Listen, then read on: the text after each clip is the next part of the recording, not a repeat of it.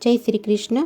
આજના વિડીયોમાં આપણે સાંભળશું અધિક માસ પુરુષોત્તમ માસ કે મલ માસના શુક્લ પક્ષની પદ્મિની એકાદશી કે કમલા એકાદશી વ્રતનો મહિમા, પૂજન વિધિ તથા તેની વ્રત કથા સાંભળીશું।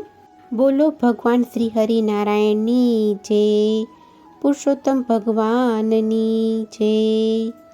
આ એકાદશીના દિવસે વ્યતિપાત યોગ પણ છે।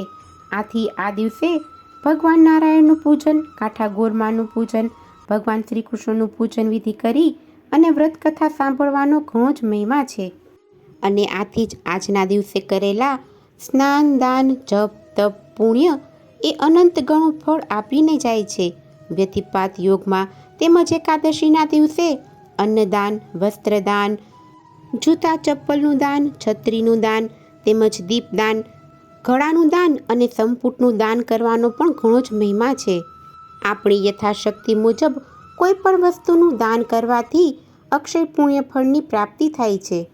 આ અધિક માસમાં આવતી એકાદશીનું પુણ્ય અધિક ફળ આપનારું હોય છે। તેમાંય જ્યારે એકાદશીના દિવસે વ્યતિપાત યોગ પડવા જઈ રહ્યો છે તો તેમાં કરેલા દાન એ 1,00,000 ગણું પુણ્ય આપીને જાય છે। આ એકાદશીના દિવસે ભગવાન નારાયણનું વિશેષ પૂજન કરવામાં આવે છે। એમ તો પુરુષોત્તમ માસ છે તો આખો મહિનો ભગવાનની પૂજા ઉપાસના કરવામાં આવે છે। પદ્મિની એકાદશી હોવાથી ભગવાન નારાયણની સાથે માતા લક્ષ્મીનું પણ પૂજન અર્ચન કરવું તેમજ બીજા દિવસે 12ની તિથિએ વ્રતના પારણા પણ કરવામાં આવે છે। ભગવાન વિષ્ણુનું વિધિવત પૂજન કરવાથી, એકાદશીનું વ્રત કરવાથી ધર્મ, અર્થ, કામ અને મોક્ષની પ્રાપ્તિ થાય છે। ભગવાન નારાયણનું પૂજન કરવાથી આરોગ્ય, સૌભાગ્ય, યશ, કીર્તિ પ્રાપ્ત થાય છે અને દરેક મનોકામના પૂર્ણ થઈ ઘરમાં સુખાકારી રહે છે। એકાદશી એટલે 11, જે ભગવાન નારાયણને અતિ પ્રિય છે। જે ભક્તો વ્રત ઉપવાસ કરે, ભગવાન નારાયણની પૂજા આરાધના કરે, દાન પુણ્ય કરે, મંત્ર જાપ કરે, તેના ઉપર ભગવાન નારાયણ અને માતા લક્ષ્મીની કૃપા દ્રષ્ટિ હંમેશા વરસતી રહે છે। એકાદશીનું મહાત્મય આપણા શાસ્ત્રોમાં પણ કહેલું છે।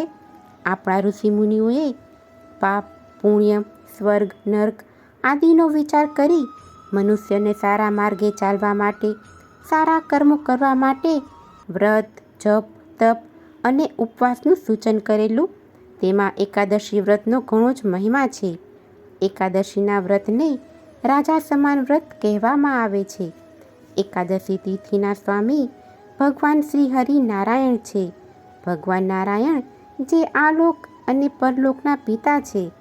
એકાદશીની તિથિ જે મહિનામાં 2 વખત આવે છે, સુદ પક્ષની અને વદ પક્ષની, એમ કરીને વર્ષની કુલ 24 એકાદશી અને જ્યારે પુરુષોત્તમ માસ હોય ત્યારે 26 એકાદશી।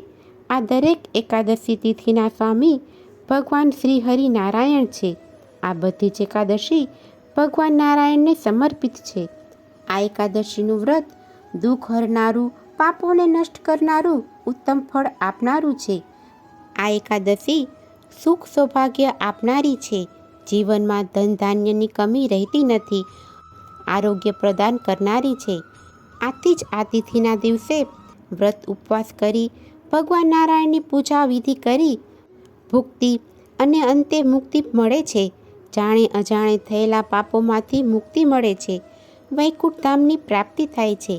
એકાદશીના દિવસે પૂજન માટે સવારે વહેલા ઉઠી સ્નાનાદિથી પરવારી શુદ્ધ વસ્ત્ર ધારણ કરવા, ઘરના મંદિરની સાફ સફાઈ કરી વ્રતનો સંકલ્પ કરો। આપણા ઘરના મંદિરમાં ભગવાનનું જે પણ સ્વરૂપ હોય તેનું પૂજન કરવું, તેને પંચામૃત, ગંગાજળ અને શુદ્ધ જળથી સ્નાન કરાવી, ધૂપ, દીપ, નૈવેદ્ય, તુલસી દળથી પૂજા કરવી, આરતી કરવી અને માખણ મિશ્રીનો, ફળફળાદિનો ભોગ લગાવવો તેમજ આજના દિવસે ભગવાનના શ્રી ચરણોમાં તુલસીદળ અવશ્ય અર્પણ કરવા તેમજ વ્રતકથા અવશ્ય સાંભળવી। આજના દિવસે ભગવાનના મંત્ર જાપ, વિષ્ણુ સહસ્ત્ર નામ પાઠ, ગીતાજીના પાઠ કરી શકાય તેમજ પીપળાના વૃક્ષની પૂજા કરી પિતૃદેવનું સ્મરણ કરવું, તુલસી માતાની પૂજા કરવી, સવાર સાંજ દીપદાન કરવું, ગાય માતાની પૂજા કરવી તેમજ યથાશક્તિ દાન પુણ્ય કરવા, તેમજ બપોરના સમયે ઊંઘવું નહીં. રાત્રિ દરમિયાન જાગરણ કરી ભગવાનનું નામ સ્મરણ કરવું. આખો દિવસ કોઈની નિંદા કુથલી કરવી નહીં અને પ્રભુ ભજનમાં સમય પસાર કરવો. ત્યારબાદ બારસના દિવસે ભગવાનની પૂજા કરી અને યથાશક્તિ દાન પુણ્ય કરવા તેમજ વ્રતના પારણા કરવા. ભગવાન શ્રી હરિ વિષ્ણુને પ્રિય એવો ખાસ એટલે કે આ અધિક માસ ચાલી રહ્યો છે.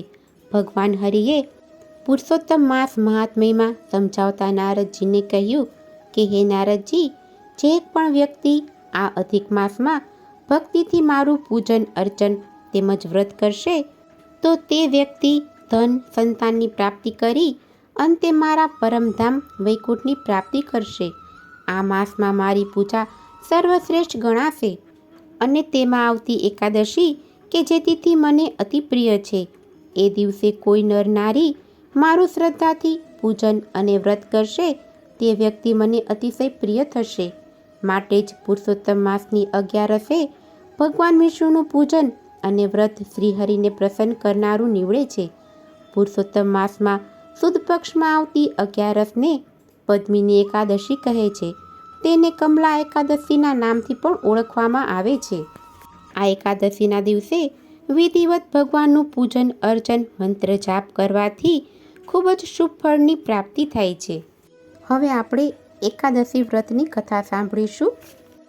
ભગવાન શ્રી કૃષ્ણએ યુધિષ્ઠિર સમક્ષ આ એકાદશીનું મહત્વ સમજાવતા કહ્યું કે હે યુધિષ્ઠિર, આ પદ્મિની એકાદશીનું ઉત્તમ વ્રત વિધાન બ્રહ્માજીએ નારદજીને કહ્યું હતું. તે વ્રત મનુષ્યના સર્વ પાપોનો નાશ કરનાર તથા ભોગ અને મોક્ષરૂપી ફળ આપનાર છે. દરેક મનુષ્યએ પુરુષોત્તમ માસની આ અધિક 11નું વ્રત શ્રદ્ધા અને ભક્તિ સહિત કરવું જોઈએ, જેનાથી મારી કૃપા તરત જ પ્રાપ્ત થાય છે. ભગવાન શ્રી કૃષ્ણએ યુધિષ્ઠિરને આગળ કહ્યું કે હે યુધિષ્ઠિર, દસમના દિવસ આવે ત્યારે આ વ્રતનો પ્રારંભ કરી દેવો. દસમના દિવસે હવિષ્યમાન મોડું સાત્વિક ભોજન કરવું. દસમના દિવસથી જ વ્રત કરનાર મનુષ્યએ બ્રહ્મચર્યનું પાલન કરવું તેમજ ભૂમિ શયન કરવું. બીજા દિવસે 11 પ્રાતઃકાળે વહેલા ઉઠીને સ્નાનાદિથી નિવૃત્ત થઈને સફેદ વસ્ત્ર પહેરવું. ત્યારબાદ ભગવાન શ્રી હરિવિષ્ણુની પૂજા કરવી. યુધિષ્ઠિરે ભગવાનને પૂછ્યું, પ્રભુ, આ વ્રતની વિધિ શું છે તે તમે કૃપા કરી અને જણાવો. ત્યારે ભગવાને કહ્યું, હે યુધિષ્ઠિર, વ્રત કરનાર વ્યક્તિએ બાજોટ પર સફેદ વસ્ત્રનું સ્થાપન કરી ચોખાનું અષ્ટદલ બનાવવું. આજુબાજુ 5 ઋતુ ફળ મૂકીને ત્રાંબા કે માટીનો જળ સહિતનો લોટો સ્થાપન કરવો. તેના પર શ્રી હરિ વિષ્ણુની લક્ષ્મીજી સહિતની મૂર્તિનું સ્થાપન કરી ચંદન, અગર, કપૂર, વિવિધ જાતના ઋતુફળો, પુષ્પના હાર, સુગંધિત પદાર્થો, ધૂપ, દીપ, જનોઈ, તુલસીદલ, પંચામૃતથી સ્નાન કરાવી વસ્ત્રો અર્પણ કરી ભગવાનને નૈવેદ્ય ધરાવો. આ પદ્મની એકાદશીમાં પદ્મપુરાણ અંતર્ગત ભગવાન શ્રી હરિ વિષ્ણુને સાકરનો નૈવેદ્ય ધરાવવામાં આવે છે.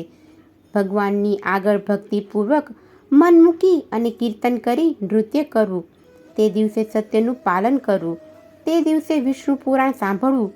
બની શકે તો તે દિવસે દૂધ અને ફળો ખાવા.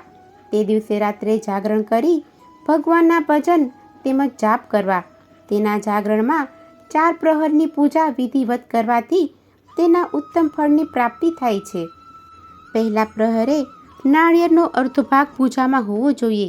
બીજા પ્રહરે શ્રીફળ લીલા, ત્રીજા પ્રહરે બીજોરા અને ચોથા પ્રહરમાં સોપારી અને નારંગીથી ખાસ પૂજા કરવી જોઈએ.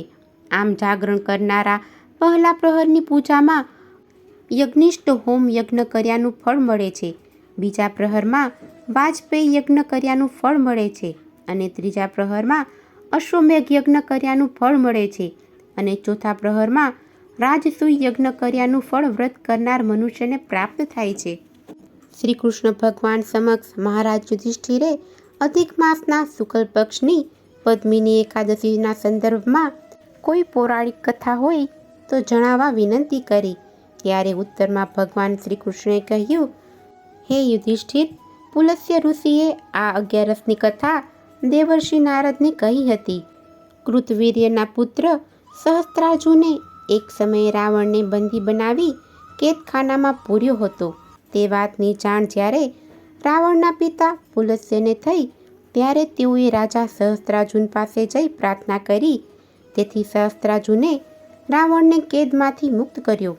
નારદજીએ ઋષિને પ્રશ્ન કર્યો કે પુલત્સ્ય મુનિ, રાવણે ઇન્દ્ર સહિત બધા જ દેવોને જીતી લીધા છે. યુદ્ધમાં તેને કોઈ હરાવી શકે નહીં. આમ હોવા છતાં સહસ્ત્રાર્જુને રાવણને કેવી રીતે જીત્યો?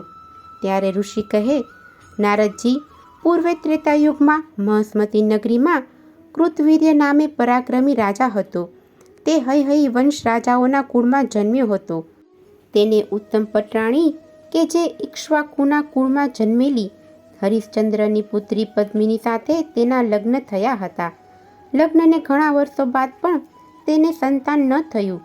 એક સમયે ગુરુના કહેવાથી તે રાજા કૃતવીર્ય પોતાની પત્ની સાથે વનમાં પુત્ર પ્રાપ્તિ માટે તપ કરવા ગયો. તે દંપતીએ 10,000 વર્ષ સુધી તપ કર્યું, પરંતુ ભગવાન પ્રસન્ન ન થયા. એક સમયે ભોજન કરવાની ઈચ્છાથી અત્રિ અને અનસૂયાના આશ્રમે ગઈ. ત્યાં પદ્મિનીએ માતા અનસૂયા સમક્ષ બધો વૃત્તાંત કહી સંભળાવ્યો.